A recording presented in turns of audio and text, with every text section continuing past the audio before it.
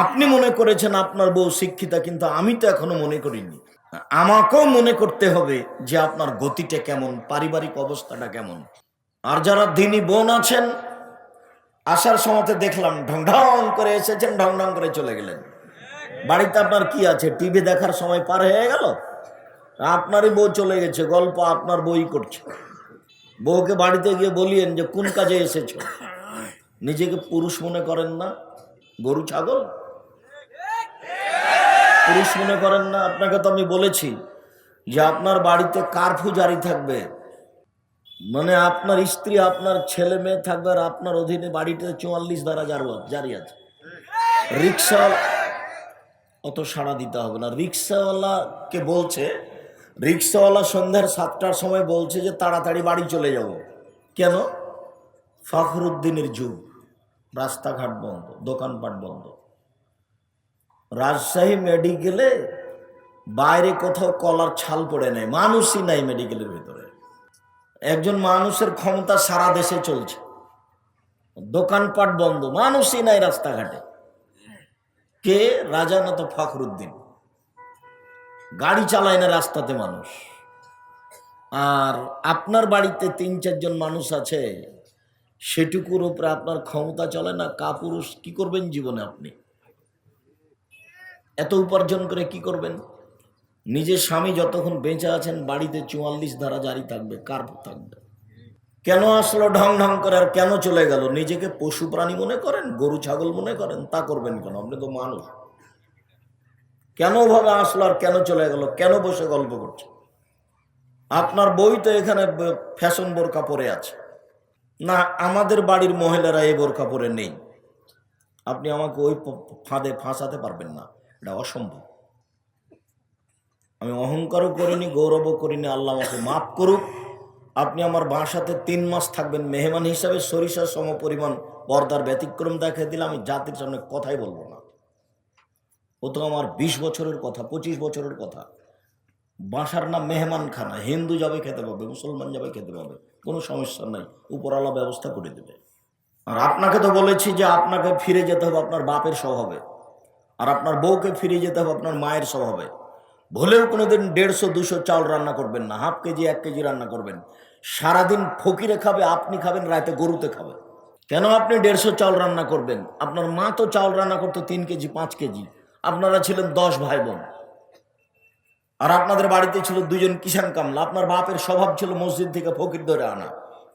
তা আপনারা, আপনার বাপ মা হলো 2 জন, আর আপনার হলেন 10 জন, 12 জন। 2 জন কিষান কামলা 14 জন, আর 2 জন ফকির 16 জন। 16 জনের ভাত রান্না করতেন আপনার মা ঢেঁকিতে ধান ভেঙে। আর আপনার বউ যেখানে থাকে সেখানে ফ্রিজ আছে, সবকিছু রেডি। তারপরে আপনি ফকিরকে খেতে দিতে পারেন না। রাত 12টার সময় মেহমান আসলে আপনার স্ত্রী নাক সিটকানি দেয় যে রাতে কেন মেহমান নিয়ে এসেছো। আমি বউ তালাক দিতে বলিনি, তবে পরামর্শ দেন, নইলে বউ তালাক দিতে হবে, এই কথাই ঠিক। রাসূল সাল্লাল্লাহু আলাইহি ওয়াসাল্লামের ওই কথা আপনি রক্ষা করতে পারবেন না, যেখানে আল্লাহ রাসূল বলেছেন মানুষের জীবনে সবচেয়ে ভালো কাজ হলো দুস্থ গরিব ফকির মিসকিনকে খেতে দেওয়া। আপনি দুস্থ গরিব ফকির মিসকিনকে খেতে দিবেন কি? একদিন যদি আপনি মেহমান ধরে নিয়ে যান, আপনার স্ত্রী এমন ধমক দিয়েছে আর জীবনে আপনি মেহমান নিয়ে যাবেন না। ভাই মনে কিছু নিয়েন না, আমি রাত্রে আপনাকে নিয়ে যেতে পারছি না, শেষ পর্যন্ত এভাবে বলতে হবে। আমি বউ তালাক দিতে আদেশ করিনি, তবে দেখে শুনে পরামর্শ দিচ্ছি। আপনার বউকে আপনার মায়ের মতো হতে হবে, এই কথাই ঠিক। এখনো আপনার মায়ের বয়স 80 বছর বেঁচে আছে, আপনি 12টার সময় মেহমান নিয়ে গেছেন, আর আপনার বউ একবারে রেডি করে উঠেছে। তখন আপনার মা বিছানা থেকে উঠে তাড়াতাড়ি এসে বলছে, থাক বেটা থাক বেটা, বউকে উঠেছ না, আমি নিজে সব কিছু ঠিকঠাক করে দিয়েছি। 80 বছরের মহিমেলা পারে, আপনার বউ পারে না? বাড়িতে 44 ধারা জারি করে রাখবেন, সবসময় চোখ গরম। আমি বলিনি, মোহাম্মদ সাল্লাল্লাহু আলাইহি ওয়াসাল্লাম বলেছেন। 5 বার লাঠি দিয়ে পিটাতে বলেছেন। আহাল পরিবার বউকে লাঠি দিয়ে ঠিক করতে বলেছেন। তার মধ্যে একবার বলেছেন লাঠিটা তুমি দরজায় ঝুলিয়ে রাখো বউকে ঠিক করার জন্য। পৃথিবীর সবচেয়ে ভদ্র মানুষ, পৃথিবীতে এত বড় ভদ্র মানুষকে জন্ম নেয়নি। তিনি বলছেন যে লাঠি দরজায় ঝুলিয়ে রাখো বউকে ঠিক করার জন্য, ছেলে মেয়েকে ঠিক করার জন্য। দিনী বোন, আপনাকে অপমান করার জন্য এই কথা আমি বলিনি, আপনাকে আমি খাটো করার জন্য এই কথা বলিনি। আপনি মেহমানকে খাওয়ান, সেটা তো আমরা চাচ্ছি। আপনি 150 চাল রান্না করবেন কেন, হাফ কেজি চাল রান্না করেন, ফকিরকে খেতে দেন। আর আপনাকে বলছে আজকে গিয়ে আপনার বউকে, স্ত্রীকে বলে দিবেন যে আমি যখন বাড়ি থেকে বের হব তখন খুচরা টাকা আমাকে 50টা 100টা দিবা, 5 টাকা 10 টাকা যত ফকির আসবে আমি দিতে থাকবো। সবাইকে যে বলছেন যে মাফ করেন, তো দিবেন কাকে?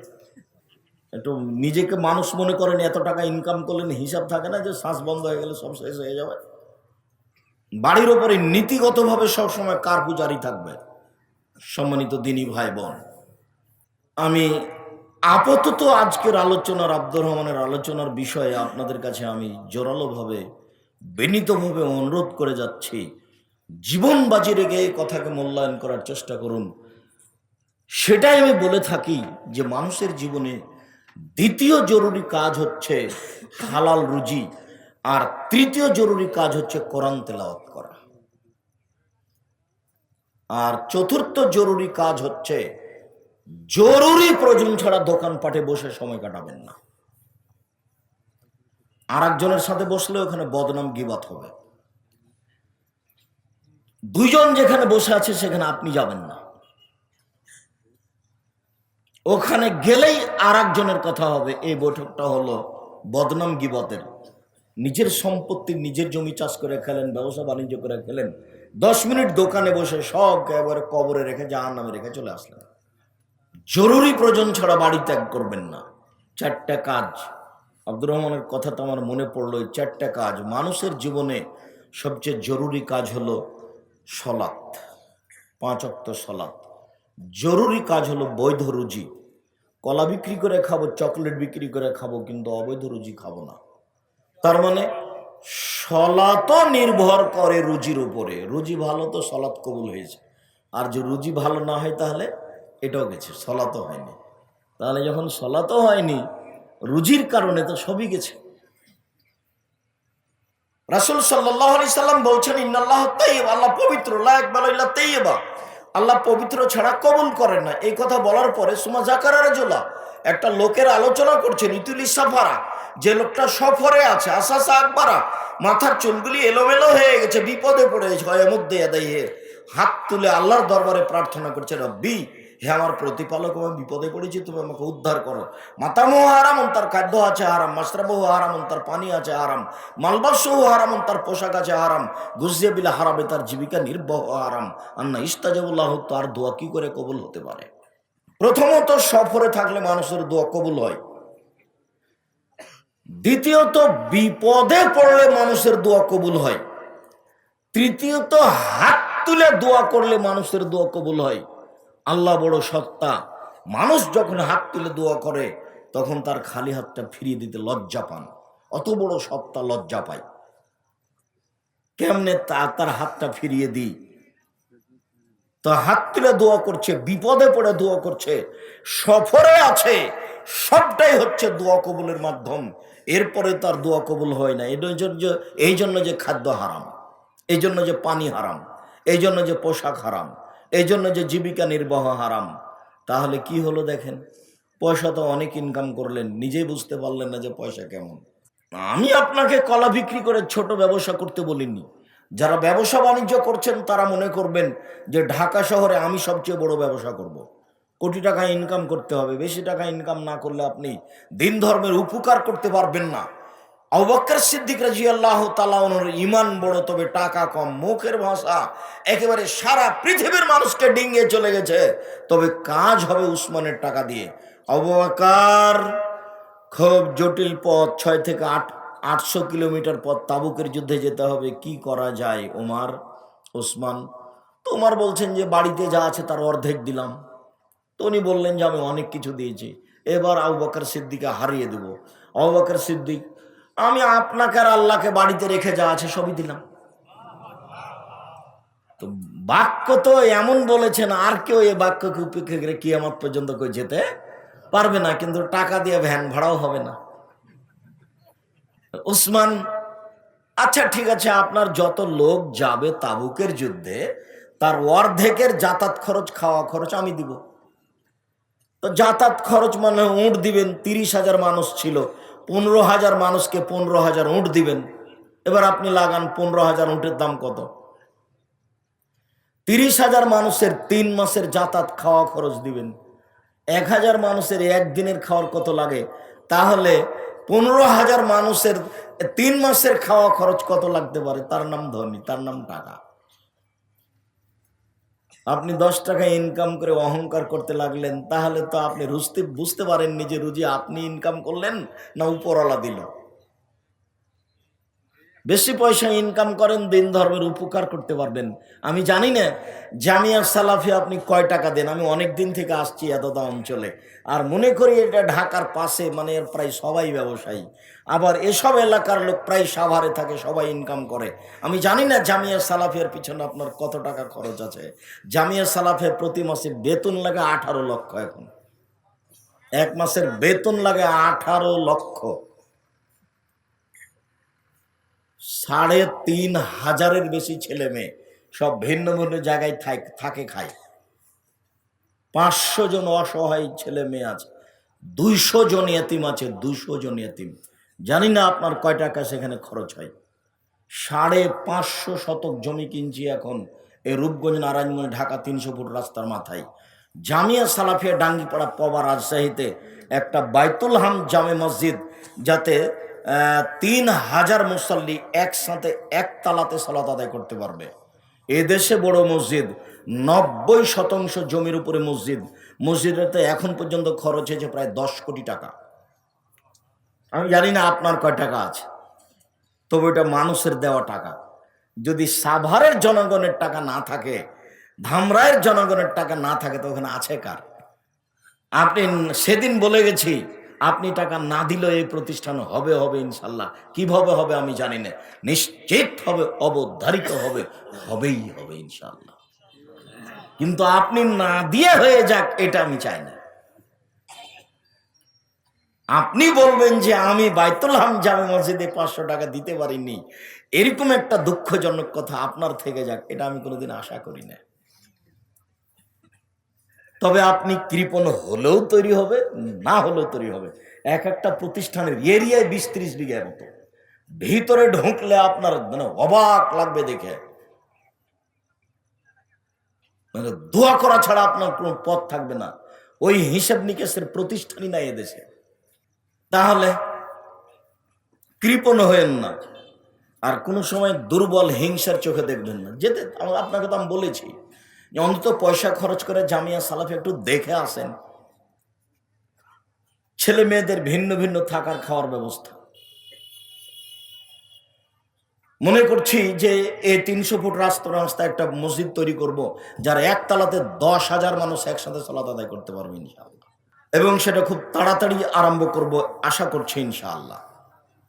টাকা পয়সা আমার কাছে থাকলেও হবে, না থাকলেও হবে, হবেই হবে ইনশাআল্লাহ। এটা আমার সাহস, এই জন্য যে আমি 10 পয়সার ক্ষতি করি না, এটা আমার সাহস। আমি 10 পয়সা আর খাই না। ওখানে 10 টাকা যদি আমি খাই কোনো সন্ধ্যা, তো আমি তার টাকা দিয়ে দিই। আমার দিয়ে আপনাদের কারো 10 পয়সার ক্ষতি হবে না। জামিয়া সালাফিয়ার কোনো টাকা নষ্ট হয় না। এবং আপনাকে আমি কোনোদিন একটা লাউ কিনে পাঠিয়ে খুশি করব না, এ কাজ আমি করি না। 10 পয়সা দেন জামিয়া সালাফি, আমাকে খুঁজে দিতে হবে। আপনি 2 লাখ টাকা দান করেছেন, তারপর আর একদিন গেছেন, আব্দুর রাজাক সাহেব আসসালামু আলাইকুম, চিনতে পারছেন কি? জি না, আপনাকে আমি চিনতে পারি না। তো তখন আপনি যদি বলেন আমি 2 লক্ষ টাকা দিলাম, বলবেন না চিনতেই পারলেন না। এ আশা করলে জামিয়া সালাফি টাকা দিতে হবে না, এই হিসাব আপনি আমার কাছে চাইতে পারেন না, এটা অসম্ভব। ওই ধারণায় আপনার বাতিল। আপনি বলবেন যে আমি জান্নাত কেনার জন্য টাকা দিয়েছি, আপনি আমাকে মূল্যায়ন করবেন এই জন্য নয়। আর আমি জানি এদেশে উন্নত মানের বড় প্রতিষ্ঠান জামিয়া সালাফি, আমার মনে বড় সাধ। এদেশের মাটিতে উন্নত মানের প্রতিষ্ঠান গড়ব ইনশাল্লাহ, সেটা হলো জামিয়া সালাফিয়া। সেখানে ছেলে মেয়ে উন্নত মানের শিক্ষা অর্জন করে, বাংলা ইংরেজি আরবি শিক্ষা অর্জন করে জাতির অন্যায়ের বিরুদ্ধে লড়বে মুখে কলমে মিডিয়ায়। তারই মাধ্যম হচ্ছে মাসিক আল ইতেসাম পত্রিকা, যাতে 50টা প্রশ্নের উত্তর আছে। এবং প্রত্যেক মাসে ফতোয়া বোর্ড বসে, 10 জন মুফতি সেখানে বসেন, বসে ফতোয়া পাস করেন, তারপরে ফতোয়া পত্রিকা আসে। সম্মানিত দিনী ভাই বোন, বলছিলাম কথা বলার পূর্বে আবারও একটু জরুরি কথা বলে নিন। আপনাকে দীর্ঘ সময় ধরে কষ্ট দেবে এটা আমি চাইনি। অল্প সময় কষ্ট দিব। যে যেখানে আছেন এক খেয়ালে চেয়ে আমার কথাগুলি মূল্যায়ন করার চেষ্টা করবেন। কষ্ট হলেও, ব্যস্ততা থাকলেও কিছুক্ষণের জন্য উঠে গিয়ে পরিবেশ নষ্ট করবেন না। অনুরোধ রক্ষা করার চেষ্টা করুন। আর বাড়িতে গিয়ে মা বোন খালা ফুফুকে সতর্ক সাবধান করে দিয়েন, পরবর্তীতে কোনোদিন আসলে যেন এইভাবে ঢং ঢং করে আসবে আর ঢং ঢং করে চলে যাবে, এই জন্য বেঢঙ্গা আচরণ না দেখায়। আপনি মনে করেছেন আপনার বউ শিক্ষিতা, কিন্তু আমি তো এখনো মনে করিনি। আমাকেও মনে করতে হবে যে আপনার গতিটা কেমন, পারিবারিক অবস্থাটা কেমন।